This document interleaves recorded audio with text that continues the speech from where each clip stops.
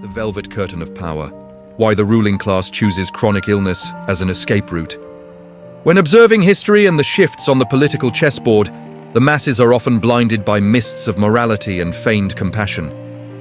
One of the most sophisticated and classic dramas staged by the elite before the eyes of the public is the art of using illness to evade punishment.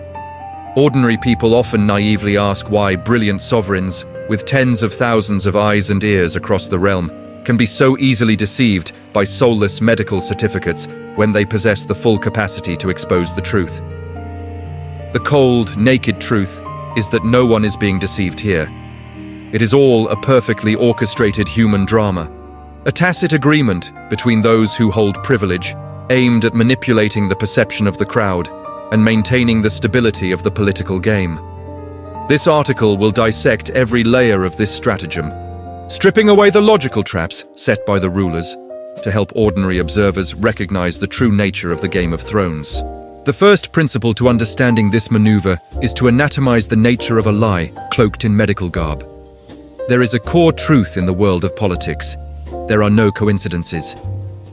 When a high-ranking official or a person of great power suddenly collapses from a terminal illness at the exact moment the noose of the law is tightening, it is absolutely not a punishment of luck or destiny.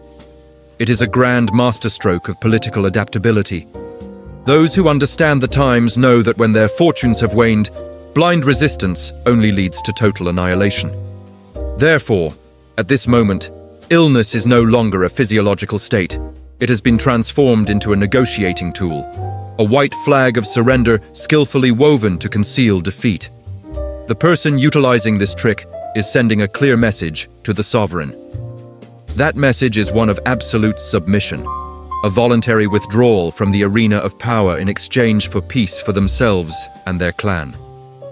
By declaring themselves disabled or infirm, they strip away their own claws and fangs, proving that they are no longer a threat to the throne. The crowd looks on and sees a pitiful, broken body, but the keen eyes of those who master the game see only a surrender contract signed in invisible ink. The loser retains their life and a portion of their assets, while the winner achieves their ultimate goal without breaking a sweat. The second principle explaining the system's silence lies in the calculation of costs and the sovereign's art of power manipulation. The biggest question for logical thinkers is why the ruling system does not shatter this charade. The court, or the apparatus of power, has more than enough tools, from royal physicians to secret intelligence agencies, to expose a malingerer. Yet, they choose complicity. The reason lies entirely in a cold measurement of interest. A pragmatic ruler always understands that backing a major force into a corner is an act fraught with immense risk. Any wild beast, when stripped of all escape routes, will fight back with the strength of ultimate desperation. If the court were determined to tear down the facade of illness and force the individual to face ultimate punishment, they would have to face a counterattack from the entire network, faction, and the intertwined interests that the individual represents. This upheaval could shake the very foundations of the dynasty's stability, causing unpredictable damage to the sovereign's own power. Instead, feigning belief in an illness is the most excellent way to achieve the noble goal of removing an obstacle without paying a price. The supreme art of maintaining power is to subdue the enemy without resorting to violence. The sovereign grants the enemy a purple velvet-lined bridge for a graceful retreat, a safe landing, which is in fact an act of protecting their own political capital. Publicly exposing the lie would only bring a fleeting sense of moral satisfaction to the masses, but would bring grave danger to the one holding the scales of power. Allowing an enemy to retreat into the shadows under a medical pretext is the pinnacle of cold-blooded cruelty, for it thoroughly strips that person of all influence under the guise of feigned mercy. The third principle behind this cover-up is the survival need to conceal corruption and protect the sacred illusion of the ruling system. The elite must always maintain a blurred lens before the eyes of the people, creating faith in the purity and justice of the machinery. If those standing at the pinnacle of power were continuously exposed as decadent, greedy, and treacherous, the crowd's faith in the system would utterly collapse. When the masses no longer believe in the legitimacy of their leaders, the foundation of power crumbles and governance becomes impossible. Therefore, the medical certificate serves as a dark velvet curtain draped over the ultimate stains of the system.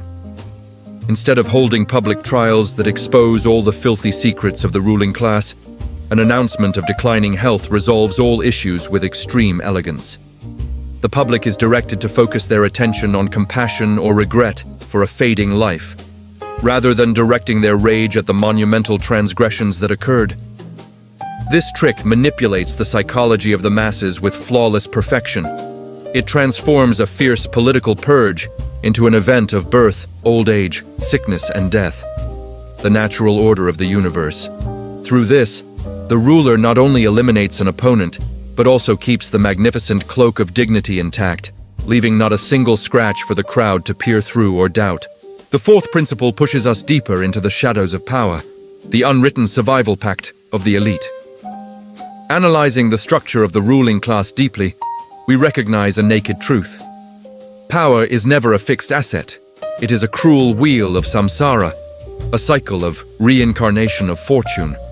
Today, a person may sit in the seat of supreme judicial authority, but tomorrow, that very person may become the fallen one awaiting judgment. The elite, regardless of how fiercely they tear at one another in struggles for influence, share a common obsession with their own downfall. Because of this extreme fear, they automatically establish an underlying system of rules to protect one another in case luck turns its back. Accepting the charade of illness for a safe landing is how they maintain a back door for their own lives. If they establish a precedent of total annihilation, stripping away every path of survival for an opponent and exposing every ugly truth, they are hand-delivering their own future lifeline to the flames. The one standing at the peak today smiles and agrees to let a former foe plead illness and retire to the countryside, because they are wise enough to know that one day they themselves might have to cling to a medical record to preserve their life and estate. This is a form of pragmatic thinking that has reached perfection, where altruism and tolerance are born from the deepest selfishness of human nature. The fifth principle exposes the complicity of the professional class and how the system establishes cognitive barriers against the commoners. In this grand drama, those wearing the robes of medicine are no longer pure healers. They are transformed into tools serving political schemes. By using complex medical terminology and diagnoses that cannot be verified by the naked eye, the elite create a massive technical barrier.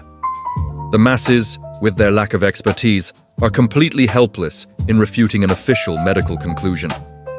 Any skepticism from the citizens is easily dismissed under the label of ignorance.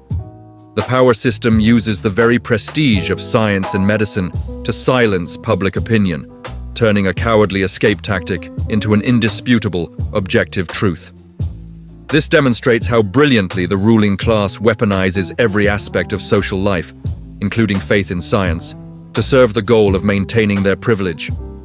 All these layers of analysis lead us to an inescapable truth. The political stage is a place where every emotion, belief, and moral of the crowd is weighed, measured, and manipulated without mercy. Ordinary people, with their narrow perspectives, always carry a longing for absolute justice, where evil must be exposed and atoned publicly and transparently. Seizing upon this fatal psychological weakness, the elite constantly create performances to soothe public indignation, lulling them with fantasies of justice, while silently consolidating and protecting the core privileges of the ruling class. When the crowd weeps or mocks a powerful figure who falls ill, just as the legal net closes in, they have inadvertently stepped into the cognitive trap set by the rulers. They believe that justice is being served in some supernatural way, or at least that the culprit is paying a price through physical attrition. But the grim reality behind the velvet curtain is that the individual is comfortably ensconced in discreet, luxurious spaces, enjoying the vast wealth that has been successfully laundered, throwing a bucket of cold water on the naivety and gullibility of the public. The purpose of exposing these brutal truths is absolutely not to sow pessimism or advocate for actions outside the framework of the law. On the contrary, it carries an invaluable educational value aimed at equipping vulnerable observers with a sharper analytical lens. When we understand the murky inner workings of these deceptions, we will stop waiting for a phantom justice designed and bestowed by those in power themselves. Identifying the trick of borrowing illness to escape helps ordinary people maintain their alertness against all propaganda campaigns, ensuring they are not easily soothed by sentimental press releases or dramatic developments in the news. The truth about power is always naked and never concerns itself with the feelings of the weak. The fact that a guilty party is granted a safe landing, thanks to a fictional illness, is not a weakness of the oversight apparatus or the negligence of the ruler. It is, in fact, a core feature, a perfect self-protection mechanism of the system, designed by the elite and for the elite.